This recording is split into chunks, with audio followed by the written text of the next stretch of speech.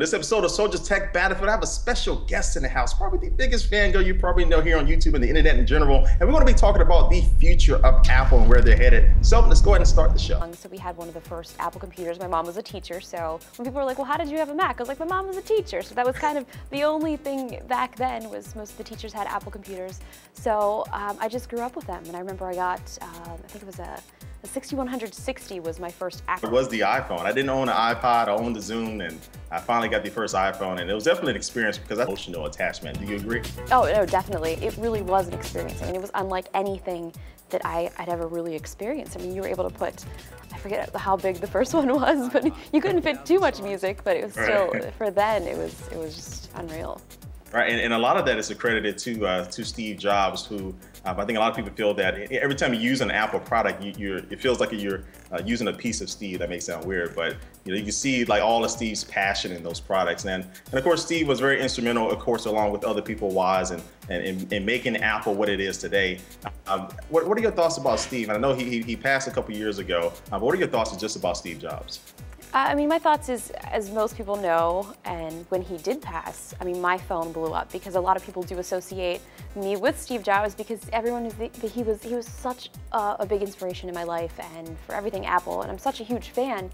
But I mean, I was doing book reports probably in like 6th grade on Steve Jobs, and they were just thought I was weird, which they're right. But you know, I feel like Apple isn't.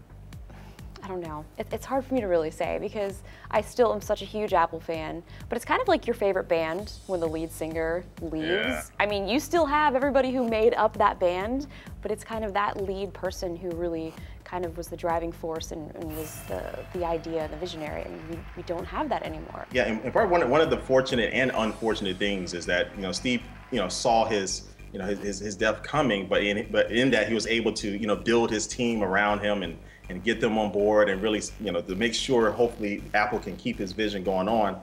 And with that, he put Tim Cook in charge as the new CEO. And he's definitely taken things differently from what Steve did. One of the big changes that they made was that Tim Cook got rid of Scott Forstall as far as the head iOS guy and put Johnny Ive in place. Mm-hmm. Of course, Scott and Johnny had a whole big rivalry.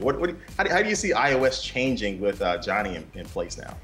I mean, I feel like it's much more open, so there's so many more apps that they're allowing in, and I think that kind of has to happen. I mean, it's so crazy to think back. When the first iPhone came out, we didn't even have copy and paste.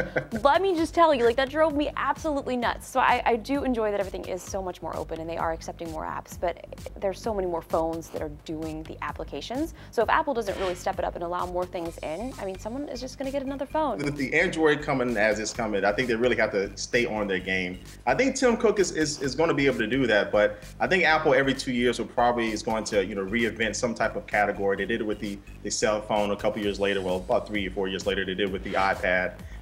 Do you see any future products that Apple may be releasing? I know there's been some rumblings about the iWatch and the physical Apple TV. Any of those you're pretty interested in?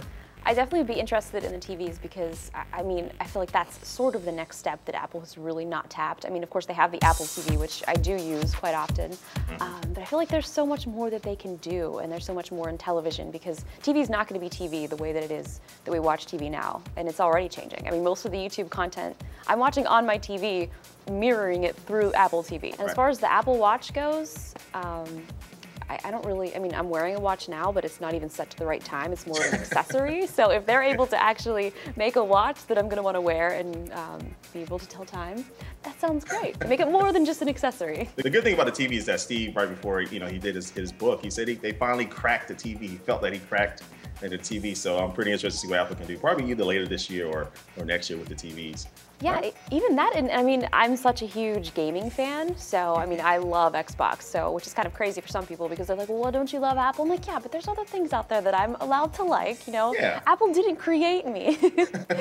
So I mean, a potential, maybe a game system. I don't know if they want to tap that type of market, but I would be more than interested in seeing what they would be able to do. I think that's wide open. With AirPlay, it works flawlessly. I love using that through the Apple TV. And I think one of the lead developers of the original Xbox, I believe, just came out yesterday and said if Apple was to do TV, it could possibly be the death of consoles. I don't think that, but they can definitely make an impact in the console market because there'll probably be games for very cheap.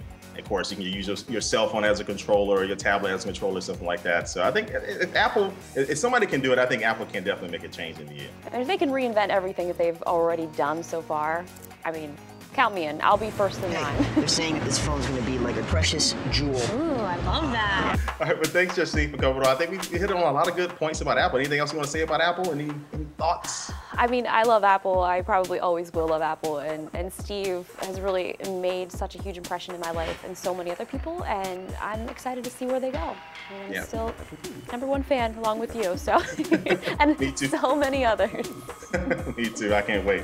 All right. Well, thanks, Justine. Of course, you can catch her here on YouTube, on youtube.com/iJustine. She also does have a tech channel. A lot of people don't know that. She does have a really good tech channel and a whole bunch of other channels as well. So definitely check her out. And I thank her for coming on the show. And guys, I want you to leave a comment down below what you think about our conversation about Apple. You think Apple is headed in the right track? You think Tim Cook is the man for the job? And what would you like to see change with iOS? So, you know, guys, I will see you next week on another episode of Soldiers Tech Battlefield. This is iJustine. I'm Mark Watson. I will catch you later. Peace. Bye.